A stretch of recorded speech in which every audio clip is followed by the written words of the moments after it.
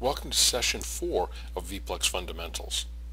In this session, we're going to take some time to look at the management operations, both the CLI and the GUI using the Unisphere for VPLEX interface. This module focuses on Unisphere for VPLEX and the CLI and how to use them. VPLEX provides two ways of management through the VPLEX Management Console. The Management Console can be accessed through a command line interface, or CLI, as well as a graphical user interface, the Unisphere for VPLEX. The CLI is accessed by connecting with SSH to the management server and then entering the command VPLEX CLI. The GUI is accessed by pointing a browser to the management server IP using the HTTPS protocol. The GUI is based on Flash and requires the client to have Adobe Flash installed. EMC VPLEX software architecture is object-oriented, with various types of objects defined with specific attributes. The fundamental philosophy of the management infrastructure is based on the idea of viewing and potentially modifying attributes of an object. The VPLEX CLI is based on a tree structure similar to the structure of a Linux file system. Fundamental to the VPLEX CLI is the notion of object context, which is determined by the current location or present working directory within the directory tree of the managed objects. Some commands can be executed anywhere in the tree, and other commands must be executed in specific directories. Within any context, typing the tab key provides a complete list of valid command operands within that context. This is a useful mechanism to discover a set of valid operations on each of the VPLEX managed objects. The VPLEX CLI includes detailed online help for every command, which can be accessed by entering a -H directly after the command. Unisphere for VPLEX is very easy to navigate and requires no knowledge of the VPLEX CLI commands.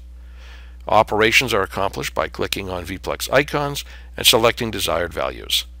System status, for example, allows you to quickly view the status of your system and some of the major components such as directors, storage arrays, and storage views. The cluster display also shows the size of the cluster configuration, whether it's single, dual, or quad engine. Blue lights on the cluster represent the number of engines in the cluster. A storage view is a logical grouping of front-end ports, registered initiators or hosts, and virtual volumes used to map and mask LUNs. Storage views are used to control host access to storage. In order for a host to access virtual volumes, the volume must be in a storage view. Storage view consists of one or more initiators, one or more virtual volumes, and one or more front-end ports. Back-end storage arrays are configured to present LUNs to VPLEX back-end ports. Each presented back-end LUN maps to one VPLEX storage volume. A storage volume must be claimed within VPLEX to be carved into one or more contiguous extents. A single extent may map to an entire storage volume, however it cannot span multiple storage volumes. A VPLEX device is the entity that enables RAID implementation across multiple extents or other devices. VPLEX supports RAID 0 for striping, RAID 1 for mirroring, and RAID C for concatenation. A storage view is the masking construct that controls how virtual storage is exposed through the front end. An operational storage view is configured with three sets of entities. Once the storage view is properly configured and operational, the host should be able to detect and use virtual volumes after initiating a bus scan on its HBA. Monitoring and integration with VPLEX is supported through several interfacing protocols and products.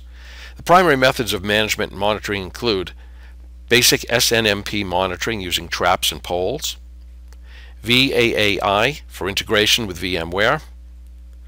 Monitoring, events, and alerting functions may be configured through the SRM suite. This module covered the topics listed: a list of management interfaces for VPLEX, a definition of Unisphere, and how to use basic Unisphere for VPLEX functions. This concludes our Session 4 VPLEX Management Interfaces. We looked at the management interfaces available, the definition of the Unisphere for VPLEX requirements, and how to use some of the basic Unisphere for VPLEX features. We'll complete this course now by reviewing all the reading and video material available in the online website, and then doing a final check within our discussion group to answer this session's questions. Thank you for attending. Good luck.